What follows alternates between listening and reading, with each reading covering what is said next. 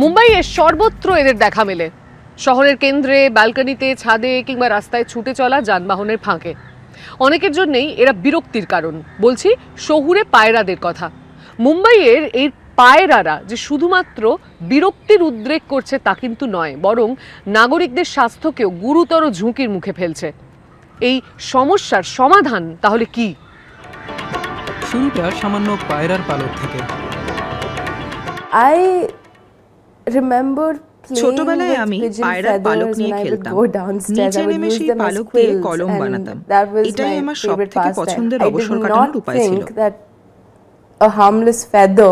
আমি কখনো ভাবিনি এই সাধারণ পালক আমার জীবনে বহুদিন ধরে এত বড় সমস্যা তৈরি করবে। এই অ্যালার্জির জন্য স্কুলে খেলতে পারতাম না, অনেক কিছুই করতে পারতাম না।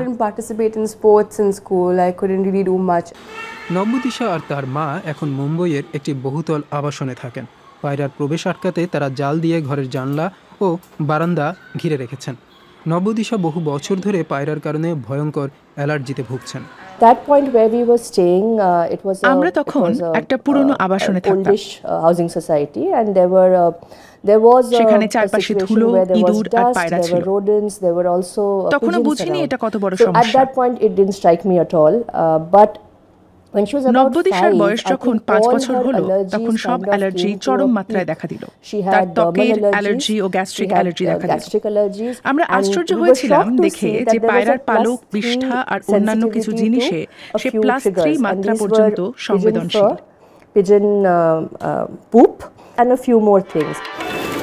দাদারের কাছে কবুতরখানায় প্রতিদিন অনেক মানুষ পায়রাদের খাওয়াতে আসেন। অনেকেই মনে করেন এটি একটি পুণ্যের কাজ।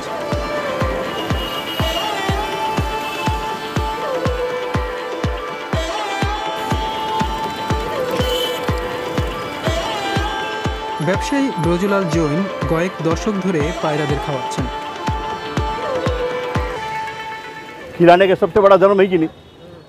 জগতের সবচেয়ে মহানুভবতার কাজ হলো অসহায়দের খাওয়ানো। কুকুর, বিড়াল, পায়রা এরা অসহায় প্রাণী, তাই তাদের খাওয়ানো মহৎ কাজ। কিন্তু চিকিৎসকরা বলছেন এই অসহায় পায়রাদের থেকেই ভয়ানক ফুসফুসের রোগ হতে পারে। Hypersensitive pneumonitis is a type of ILD, that is interstitial lung disease, and it has been directly related to the exposure to pigeon dust, pigeon droppings, and pigeon feathers.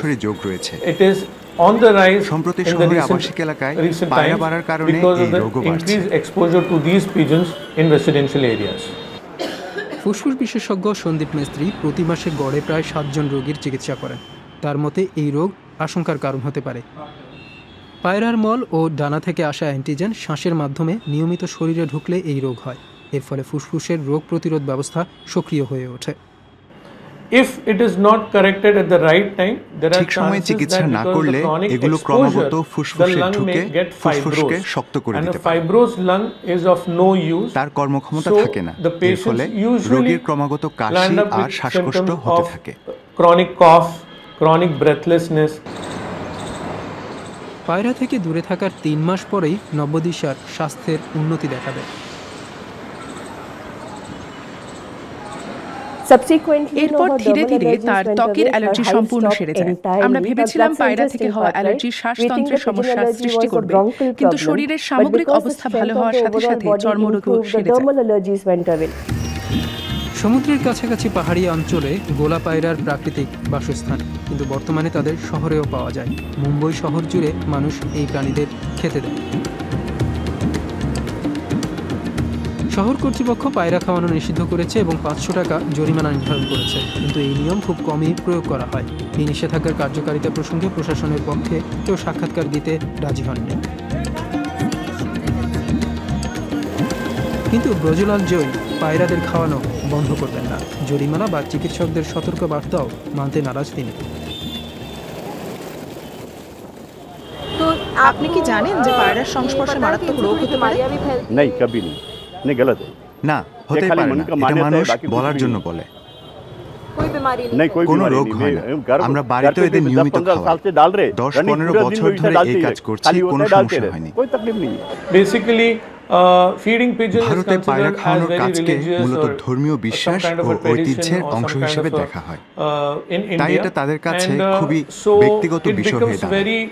তারা মনে করে আমরা তাদের ব্যক্তিগত বিশ্বাসে হস্তক্ষেপ করছি। অনেক রোগী আমাদের কাছে চিকিৎসা করাতে আসা থামিয়ে দেয়, তার কারণ আমরা বারবার পায়রা থেকে দূরে থাকার পরামর্শ দিই। তারা সেটা মানতে পারে না, ফলে তাদের পরে ভুগতে হয়।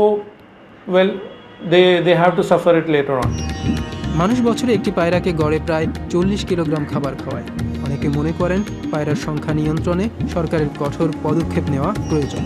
একটি প্রকৃতি সংরক্ষণ সংস্থা প্রাকৃতিক উপায়ে পায়রার সংখ্যা নিয়ন্ত্রণের পরিকল্পনা করছে।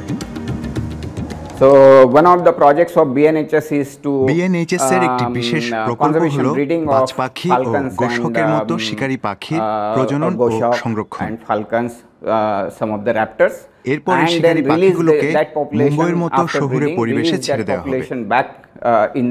এরা প্রাকৃতিকভাবে পায়রার সংখ্যা নিয়ন্ত্রণ করবে। control the pigeon population naturally. কিন্তু এই দীর্ঘমেয়াদী সমাধান বাস্তবায়িত হতে সময় লাগবে। ততদিন পর্যন্ত বিপন্ন মানুষের জন্য স্বাস্থ্যের ঝুঁকি থাকবে। কোনো এলাকায় পায়রার ছাদ থাকলে সেই এলাকার প্রায় সব শিশুরই রোগ প্রতিরোধ ক্ষমতা কমে যায়। তাদের হাঁপানি ও শ্বাসযন্ত্রের অন্যান্য সমস্যা দেখা দেয়। এই সমস্যার সমাধানের জন্য আইন তৈরি করতে হবে, নইলে কখনোই এর সমাধান সম্ভব নয়। পায়রার সংস্পর্শের কারণে অনেক মানুষ ঝুঁকিতে রয়েছেন। পায়রাদের খাওয়ানো বন্ধ করতে যত দ্রুত কঠোর আইন করা হবে, শহরের বাসিন্দাদের জন্য ততটা ভালো হবে।